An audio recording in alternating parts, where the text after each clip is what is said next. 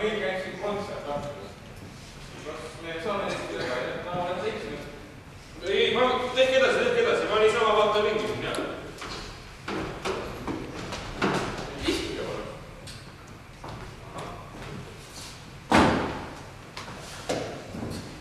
Kes te olete? Mina olen Kotri. Alar Kotri. Vabandage, aga minu andmetel lahkus Alar Kotri siit ilmas 1963. aastal. No kuulge noopes, see, et ma elust lahkusin, ei tähenda midagi. Ma olen jätnud siin õigele, ma nimelt projekteerisin selle maja. Ja nüüd ma tulin teispoolsest vaatama, kuidas õpilased seda maja hoidnud on. Kohe enne võimalus võtta eksklusiiv intervjuuhele Alar Kotri enda. Kes te olete ja kust olete? No, nagu ma ütlesin, ma olen Alar Kotri. Ma sündisin 1904. aastal. Ma käisin Rakvere poeglaste gümnaasiumis, mille ma lõpetasin aastal 1922. Ja kuidas sai arhitekt? No, juba lapsena ma vaatasin, et Eesti koolides ei ole kõik korras.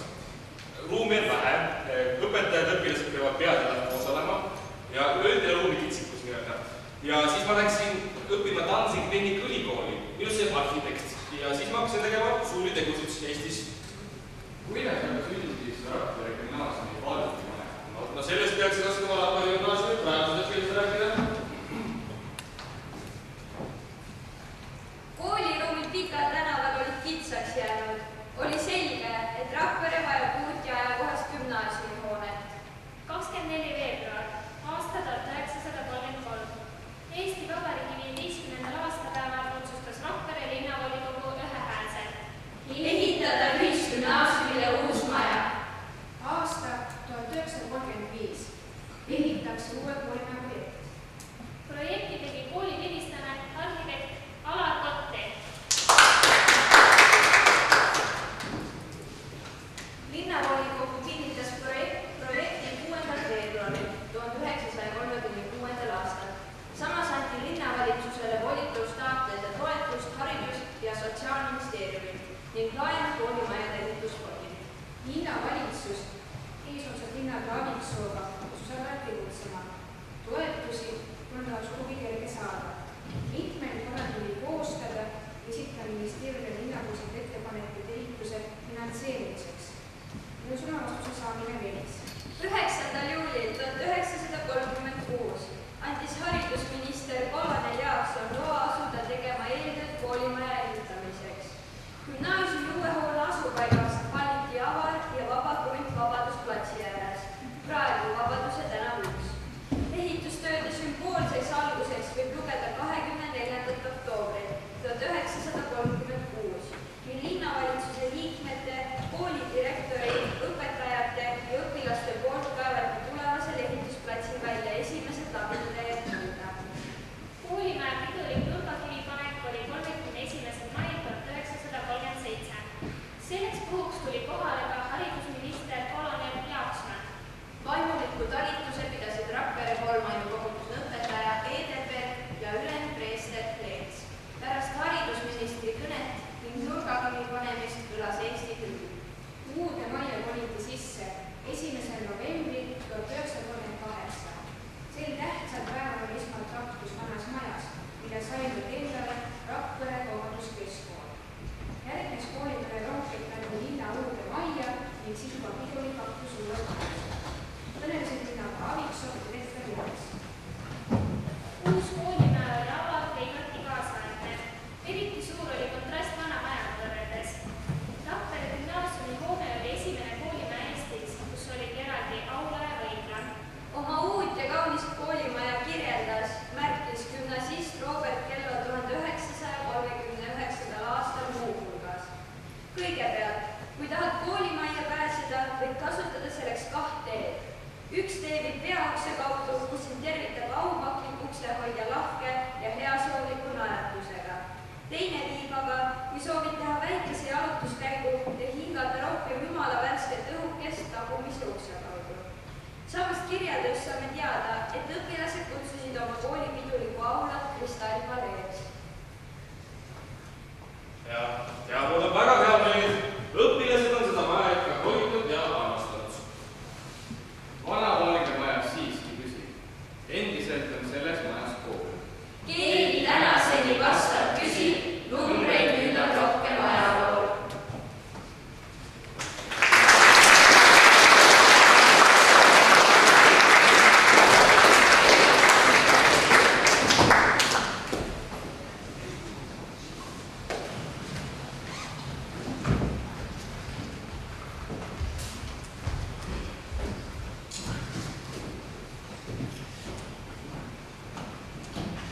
palju õnne kõigile kooli sünnipäeva puhul, meile ilusa koolipäeva, 75. sünnipäeva puhul. Eks ole siin oma haridust saanud väga mitmed põlvkonnad inimesi täna siin teenides sellist õppetööd siin teeb.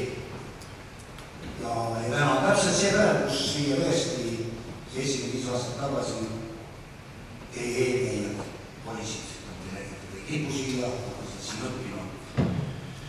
Kuidas siis vahepeal seda maja ehitati, sellega mõne momendi teile tahaks rääkida. Minu käes on üks huvitav kaustik, see on näiteks käivitus. Ja siin on päevakaupa käsikirjaliselt kirjutatud, mismoodi seda maja ehitati. Kell töö algas, kui palju töötajaid oli, mis oli temperatuur, kus tuul oli, nii edasi.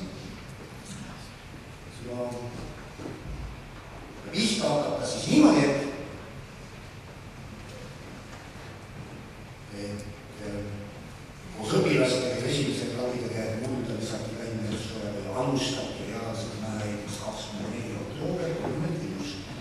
Sügis toimetati ehti, siis jõudis 37. aasta kevad kätte. Siis algas see peale. Siin on kirjutatud ka sissejuhatus niimoodi, et enne seda on, kui see päevik algab, on juba mullatööd tehtud. Mullatööd tehtud ja 15. aprillil tuli kohale Alar Kopli, siin on niisugune tema käsikiri ja on siis kirjutanud niimoodi. Kohapäev, hoone, rajamist, kontrollides selgust, et see on läbi viidud projektile vastavalt. Kuna maapind on sulal, siis võib müüritöödega väga kotti see siis andis loa hakata ehitama. Ja 17. aprillist ju siis üks päev läks veel korraldamiseks, 16. aprillis algavad selles raamatus sissekandjad kõik, kus siis on mismoodi asjad käisid. Ja loen selle esimese päeva ka siis ära, kuidas siis võtke oli korraldus andnud, alustage tööd, mis siis esimese päeva tehti. Kirjas on nii, töö algas kell 7.00. Ilm on pilves, uus kerge tuul, sademeid ei olnud. Päevane temperatuur 9 kraadi, töö 11 mullatervist ja 7 kokse mees, töö lõpp kell 18.00. Niimoodi on siis päeva kõrval kirjeldatud, kuidas Vassiljevs loomiseid tehtud ja nii edasi. Ja kuidas veel mõne päeva, üks päev oli nurgakivi panemine, mis on oluline, ka koolil on see väga oluline, kuidas nurgakivi pannakse, mis siis toimub.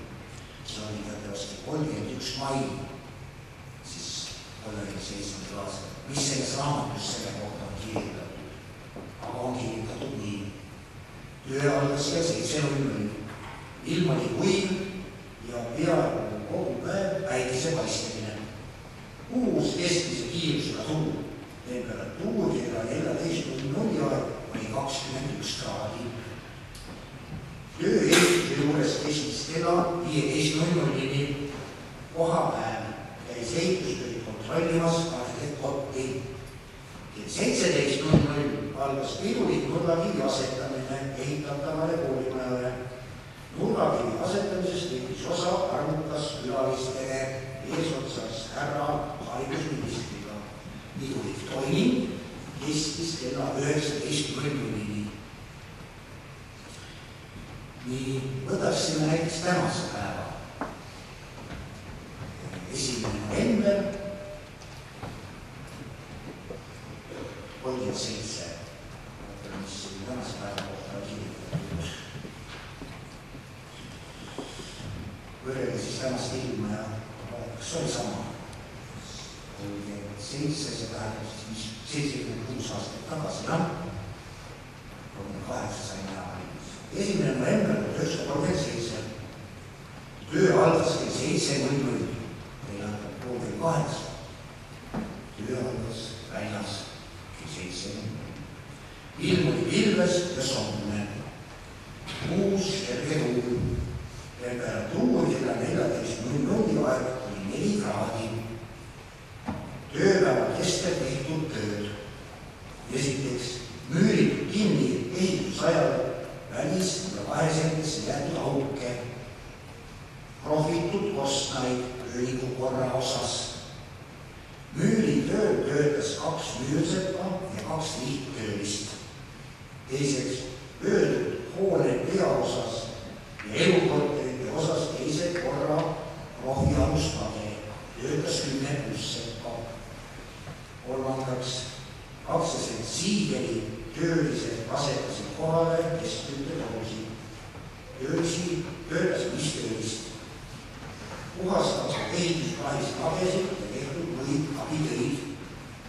Tehtud vajalikke mullatöid, millisel tööl töötas linnavalitsuse poolt palgatud 3 naistöölist.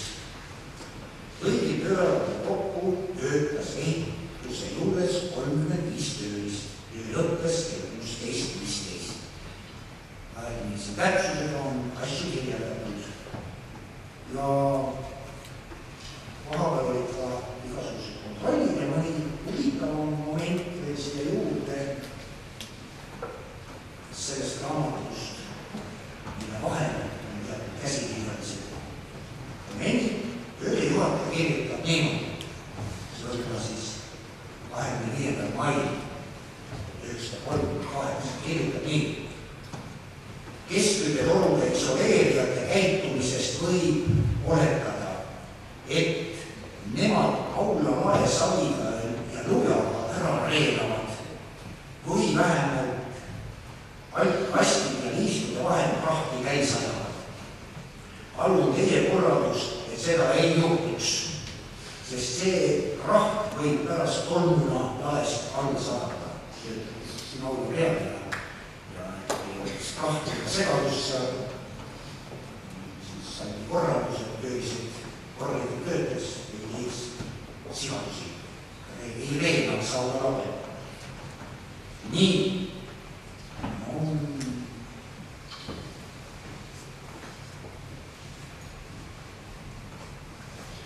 mida veel? Loen ühe momendi veel.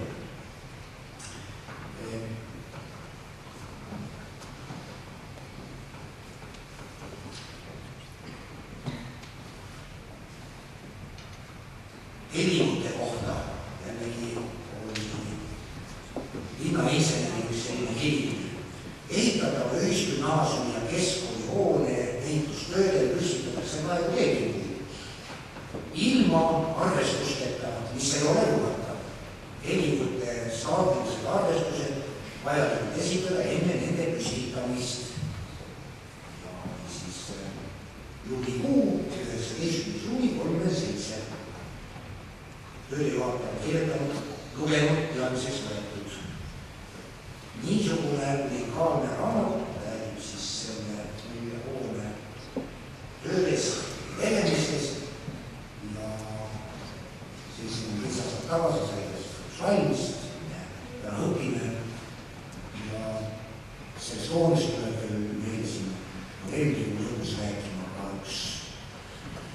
üks tähtis mees, kes idaarhitektuurist hästi palju Karl, võib-olla mõni, kes on asjast huvitatud teie hulgas, võib siia aulasse sattuda kuulama, aga soovin siis teile ilusat oma kooli sünnipäeva ja hoidke seda hoonet, seda maja, see on olnud õppimise kohaks väga paljudele teie eelkäijatele ja soovime ise ka, et see jääks õppimise kohaks edaspidi väga paljudele pärast teid siin oma kooliteed toimetavatele õpilastele, kui teie siis juba lahkunud olete.